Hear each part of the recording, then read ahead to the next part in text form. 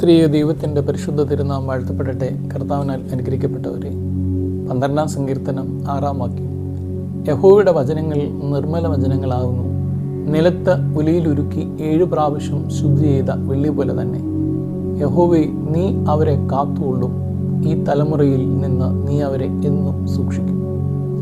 വ്യാജവും കപടതയും വിശ്വാസ വഞ്ചനയുമൊക്കെയുള്ള ഒരു ലോകത്ത്, വമ്പ് പറയുന്ന നാവുകൾ സത്യം സംസാരിക്കാതിരിക്കുന്ന ഒരു കാലത്ത് എങ്ങനെയാണ് മനുഷ്യർ പിടിച്ചു നിൽക്കുക?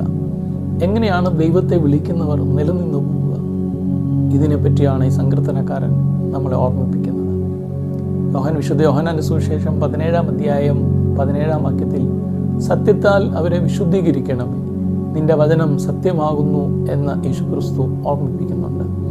ദൈവത്തിൻ്റെ വചനം നിലത്ത് ഉലയിൽ ഉരുക്കി 7 പ്രാവശ്യം ശുദ്ധി ചെയ്ത വെള്ളി പോലെ തന്നെ അതിനേക്കാൾ ശ്രേഷ്ഠകരമായതാണെന്ന് സങ്കീർത്തനക്കാരൻ പഠിപ്പിക്കുകയാണ്.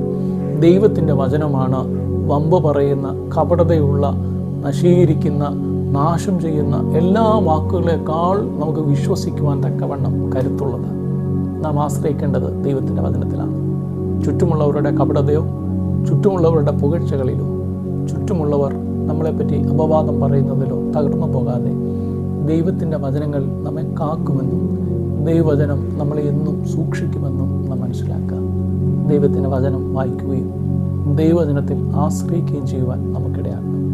ദൈവം നമ്മളെ അതിന് സഹായിക്കട്ടെ. എല്ലാവർക്കും അനുഗ്രഹകരമായ ഒരു ദിനം ദൈവം നൽകട്ടെ എന്ന് പ്രാർത്ഥിക്കുകയും ചെയ്യുന്നു.